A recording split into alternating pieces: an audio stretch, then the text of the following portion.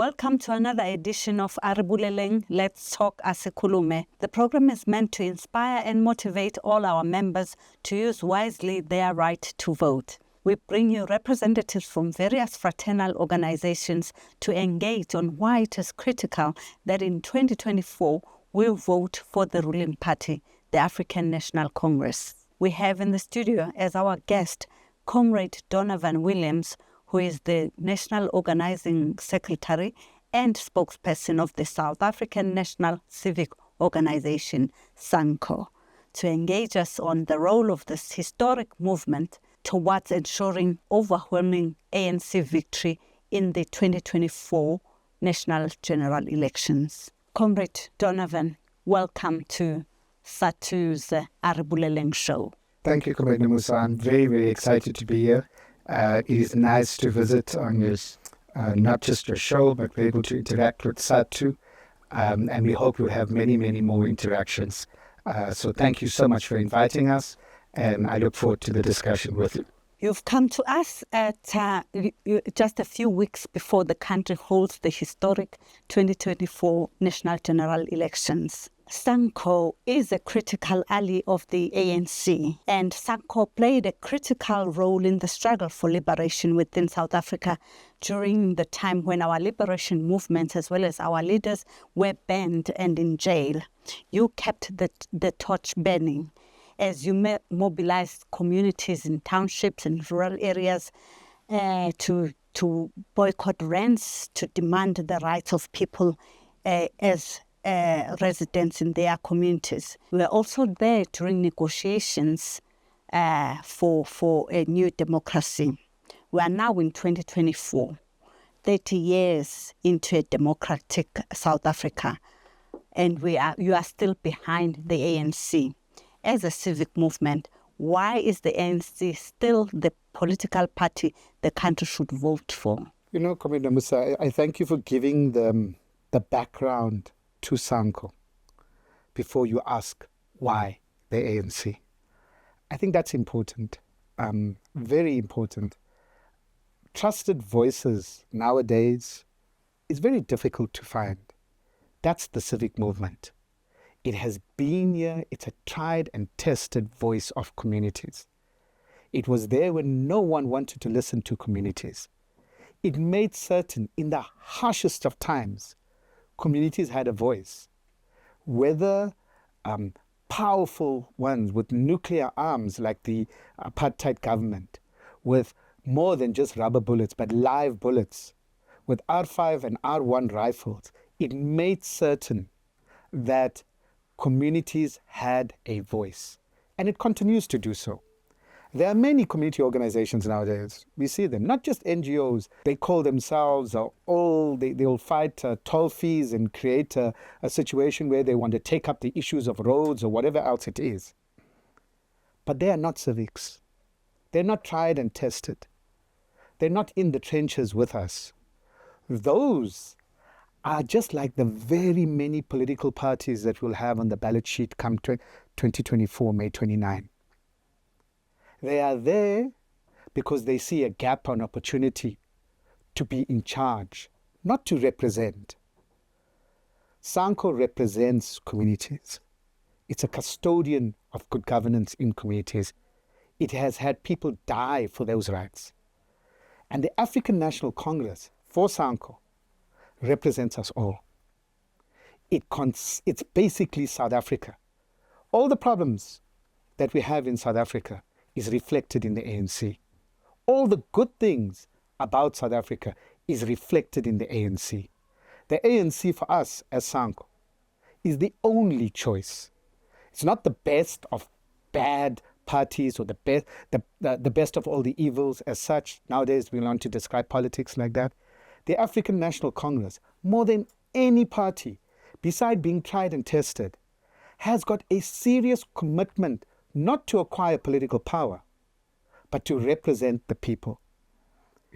You know, back in the day, just when the ANC was unbanned, the president of the ANC came up with a slogan. It's one that I'll never forget. The ANC lives, the ANC leads. It's a very powerful statement. Because if you look at it just on the face of it, you may think, if the ANC is not leading, then it can't live. So that means the ANC must always be in charge. That's not true. That's not what was meant by O.R. Tambo. When he said the ANC lives, the ANC leads, it's because when the ANC to live, it has to be a parliament of the people. It must be led by the people.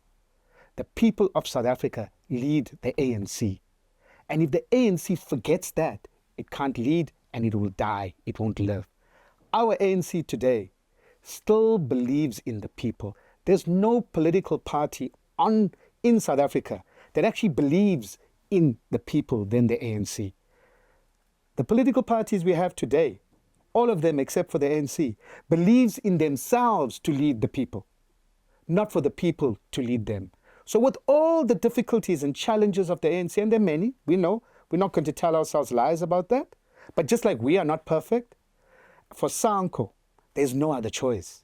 It's the African National Congress, because the African National Congress still believes in the people of South Africa. Nobody else does. As SANCO, you are part of the alliance, which includes the ANC, led by the ANC. It's the SACP, COSATU, and US SANCO. Would you say the alliance is still crucial? Is it still playing the role that it was supposed to play? Nothing stays permanent, you know? That's the nature of life. The alliance itself, where did it grow from? You had the Doctors Pact, and at the same time as you moved towards the Freedom Charter, you had the African Claims. And the alliance in the first instance became an alliance of national groups. The national groups as specified by the apartheid government. White, Black African, so-called colored people, and people of Indian origin. That's why you had the Doctors Pact. That grew into what was called the Congress Alliance because of uniting South Africa. Remember, the ANC itself was formed in 1912 on the basis of uniting the tribes, uniting the ethnic groups, because the issue of unity was so important. And from that grew about uniting the national groups. The uniting part is about uniting the progressive forces in our country to fight injustice. At that stage, it was apartheid or colonialism. And that grew into a class alliance. A class alliance that went over and above national groups, over and above racial inequities, to say, no, we must deal with those racial inequities, but we have to deal with the issue of class. That is at the root cause of inequality, at the root cause of poverty. So when we talk about the alliance today, we should be talking about motive forces. Right. The way to get to the African National Congress, which binds us all, is through the alliance, through the individual components. When SANCO is being attacked, when SANCO is being undermined, it's not SANCO is being undermined. It's this called the progressive forces as led by the ANC that's being undermined. When a union, an affiliate in COSATU like SADTU is being undermined, it's actually trying to undermine COSATU so you can undermine the Progressive Alliance. The alliance remains relevant because not yet Uhuru. Inequality remains. It's structural inequality. It's not just inequality, it's structural inequality. How come, since the dawn of democracy, we haven't had our private sector invest in this country? It has not. How come? They're always waiting to see, the labor market is not flexible enough. No, there's this problem. No, we need to have confidence. What confidence do you need? Literally, they do not invest in this country, yet they have made more money in this country. We need this alliance. The ANC needs this alliance because it needs to regulate capital. And we are quite happy with the manifesto that the ANC has released. Because for the first time, the ANC is talking about that we want the private sector to do ABC in real terms. Because unemployment can just be dealt with by the government itself. And the private sector must invest in this country. It hasn't. It does it now and then. It's like throwing us crumbs. This is not on. Talking about the manifesto, what is in the manifesto that talks to the lives of people in the ground, looking at their basic needs like housing, electricity, and basic needs on the ground? You know, Comrade Namusa, I was in the, just the other week, I was in the Dumbe area, northern KwaZulu-Natal. Dumbe, it's Vryheid and Paul Petersburg. And I was there and I was with ordinary people, rural. And we were talking. And they were saying to me very openly, you know, we love the ANC. We care for the ANC. We're just tired. Things don't seem as good. There's too many crooks. The people here in this area, you in Johannesburg, you in Gauteng, you've got leaders there. Yeah, these leaders, they treat us terribly. They don't care about us. And so I asked them, tell me, you've got kids. Yes, because they live in farms, right? They live in farm areas. So where's the school? I didn't see the school. How do your kids go to school? Oh no, the bus comes and picks them up, takes them to school and brings them back. I said, oh, okay. You pay fees for the school? No, we don't pay fees for the school. Oh, okay. And do you have other kids that may be in varsity? Yes, I have. My daughter is in Joburg, University of Joburg. Oh, really? Yeah, who's paying? No, NSFAS. I said, okay. And then where's the hospital? No, we have a mobile clinic that comes here. So I said, so can you see this? Can you see what your government is doing for you? From cradle to grave. Yes, we don't have the greatest hospitals. We've got a mobile clinic. Yes, we hope the NHI, which is in the manifesto, the NHI will be done, right? That the hospitals will be better. In fact, there's just the other week, here in Krisani Baragwanath, a gentleman from Lenasia went for treatment and was in the hospital for about a week. Out of his own volition, he wrote down that, he says, wow, the last time he came to this hospital was 3 years ago. And as he's sitting in there, they have been cleaning this hospital at least 10 times a day. And you hear all bad stories about nurses. You know, now how was maybe hear this, you know, that the nurses were taking care of him. The doctor would come, which would be a young doctor, would come and check up on him twice a day in the rounds before he sleeps, even at night. The place was spotless. The food was okay. And he said, wow, I must write this. And he wrote a letter to the editor. Now, the reason I raise this is because a lot has been done, which we must build on.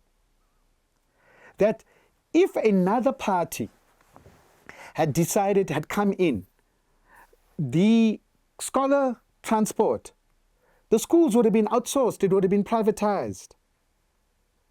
The hospitals would say that no, they'll give you money, they will say you must go and get medical aid. They would have moved everything to the private sector. So when people say there's no ideological differences, they're all the same, you know, it's not true. The ANC has literally, through its manifestos, and this current manifesto takes it even further. It says, yes, we've done this for 30 years, we have to do better.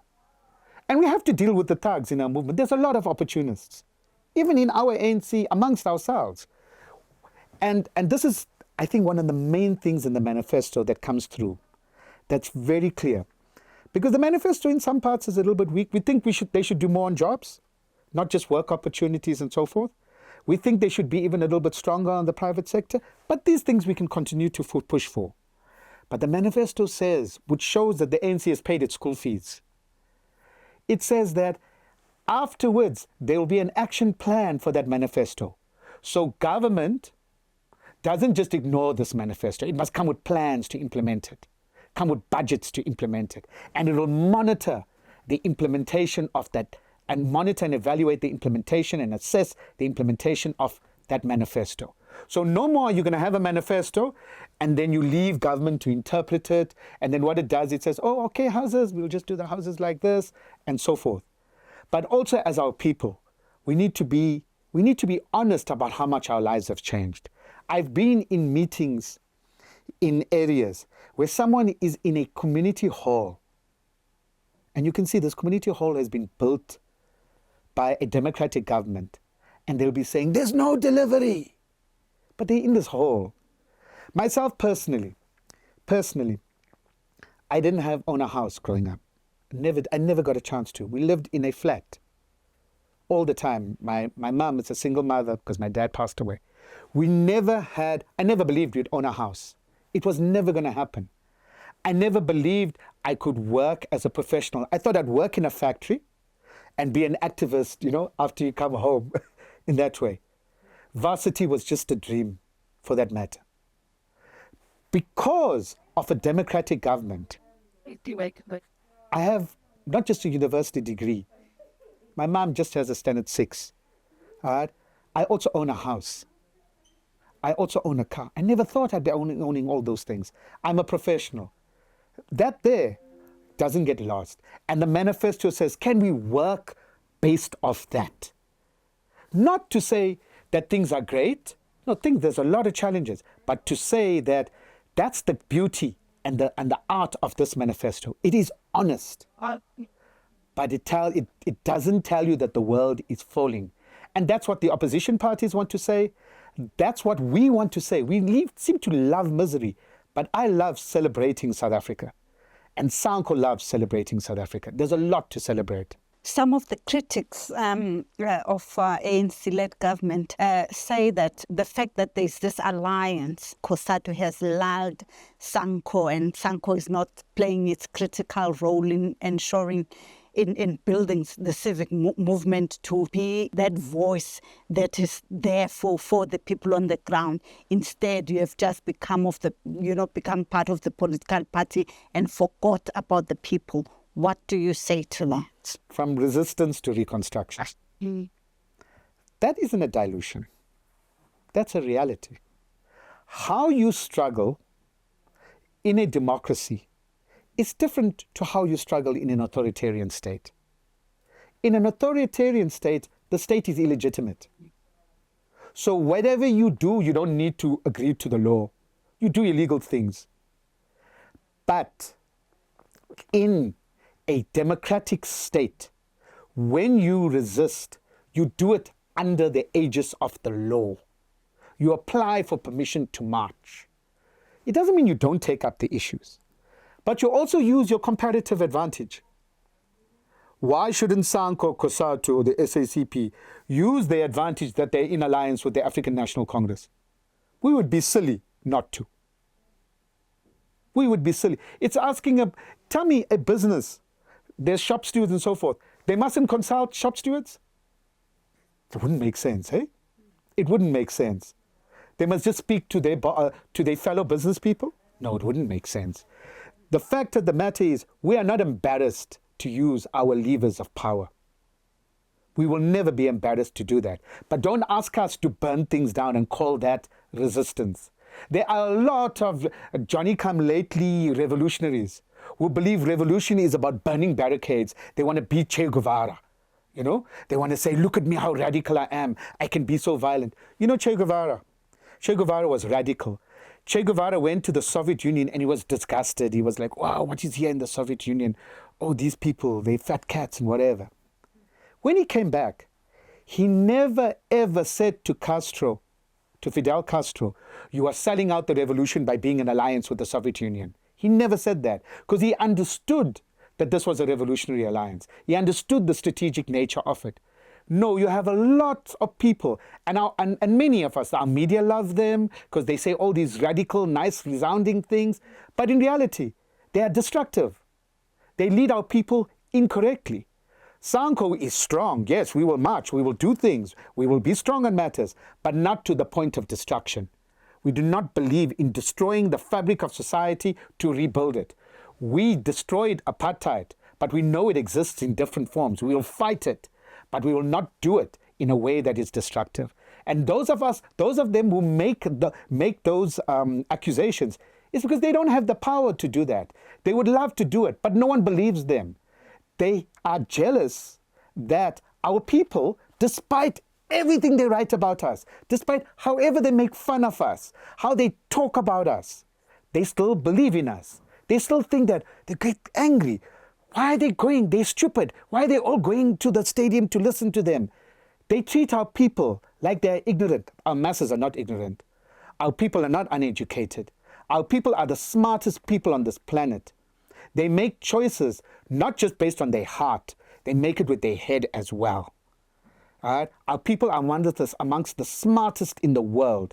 They choose the African National Congress like we have. They choose SANCO like they do. They choose COSATU. They choose the SACP. The reason they choose that is because they know these are people not just that they can trust, but they really have their thoughts, their beliefs and aspirations to heart. They really believe in it, despite the problems. How crucial is the civic movement vote in a democratic dispensation? If you speak with campaigners, they'll say every vote is crucial, right? You don't leave anyone behind. But, part of democracy is the belief in democracy. The reason liberals, the reason the right wing, the reason the free marketeers will make glib statements that become fashionable, that become the culture, that you can't trust a politician, you can't trust government, independent means private sector, is because they want to undermine our government sector, that people mustn't believe in it. Neoliberalism, capital neoliberalism, has resulted in many of our people not having confidence in government institutions. And government is the only sector within society where people can choose. They can't choose who's the head of some Pick and Pay, but they can choose in government. So you would think that that's the one part they will jealously guard. But culturally, because of the media, because of the Fourth Estate, because of even churches, even mosques and that, they undermine government. That it's a place that you own. They make it seem that you must not trust them. Don't trust them, don't trust them. So you do not have confidence in it. And voting is a way of giving confidence. It's not just about legality, it's about legitimacy. Legitimacy gives you authority, both morally and legally. And what we as the civic movement, why we are calling out communities to vote, we're calling them out to vote for the ANC, but we're also calling them out to vote. Because don't give your votes away, your right to vote. Don't give it away for those who don't want a government that's strong. They want a government that they can manipulate, a government they can bully, a government they can intimidate. That's what they want. That's why today you will be told how bad the police is, so that you go and hire a private security company. So you're outsourcing even your right to security. You'll be told how bad the teachers are. So you send your child to an independent school. So you outsourcing education. You'll be told how bad the hospitals are and the clinics are. So you can be told that, so you can go to a private a hospital. So you're outsourcing health. This is what the liberals do to us. They make us believe in the market and not in government. We must believe in government because it's our government. It's not anybody else's. This is why for SANCO as well, it's our ANC. We've even said that to the ANC. As much as we love the leadership and so forth, it's not the ANC. It's our ANC. The people of South Africa, SANCO, we own that ANC. That's our ANC. We will never drop it. We will fight for the ANC that we want. And what is SANCO doing to ensure an ANC victory? We have one part, we support the ANC's election campaign, and we are participating in that fully. But we don't only support the ANC's election campaign. We have our own campaigns. We have our own rallies. We've had rallies that took place in Mpumalanga for the build-up for the January 8th January 8th statement. As you know, that was a huge event. And we had our own ones where we called out communities into community halls and they filled it. Same with Maishlome. We did the same. Every week, there's something called SANCO Thursday. On SANCO Thursday, all our comrades wear their SANCO shirts and they do activities. We do door-to-door on our own, without the ANC. We get volunteers. We've got volunteers across the length and the breadth of this country. We meet every week and we're getting reports of what people are doing. They are organizing community events. They are organizing even street sheets. In fact, we have coming up in May, we are going to commemorate the Sekhukhune Revolt of 1958. And the Sekhukhune Revolt of 1958 it's made out to be like it was just the Bapedi. It was a tribal matter because they removed the chief, the acting chief, etc. It was a revolt of communities against the black local authorities. So it was a civic uprising. It wasn't a tribal one. So there are many things we are doing like that, because the election campaign is not just about votes. It's about reminding us of the rich politics and traditions we have. And that's why we support the African National Congress, because we must remind the African National Congress as well about it. We want them to believe that our South Africans deserve beautiful communities, deserve proper transport, public transport, deserve proper schooling, and to root out corruption, because there's too much of corruption within our place. The last matter not the last matter, but the matter I want to raise before I forget it, because it's an important part of the ANC, which none has. Yes, we know in our society, there is a level of rising nativism, as it's called, because of the frustration of stubborn poverty and unemployment, that you look for scapegoating. You look to blame groups. So you have this rising nativism where before, someone would just think of me as Indian.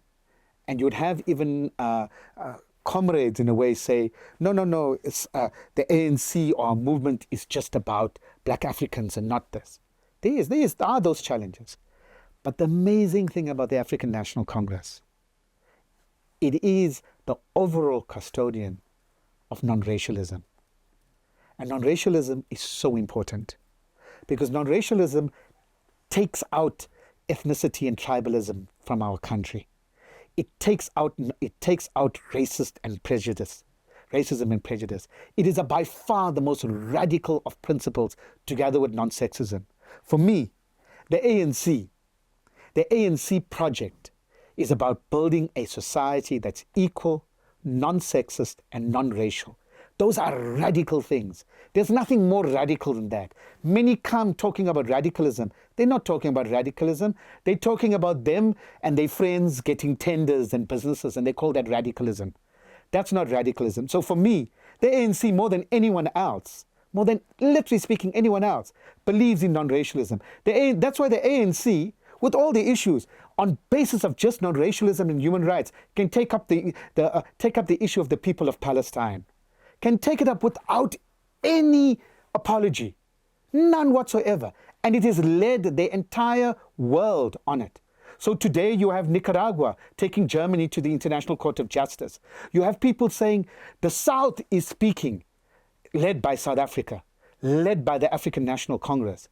South Africans are proudly, every day you'll read about a South African who says they were in this part of the world, and someone says, are you from South Africa? And this person with a Muslim outfit thanks them. The ANC has made them that proud to be South African again.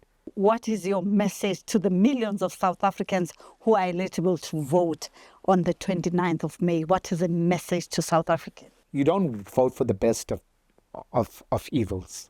You don't vote for the best of the worst. You vote for the best. The African National Congress is your best.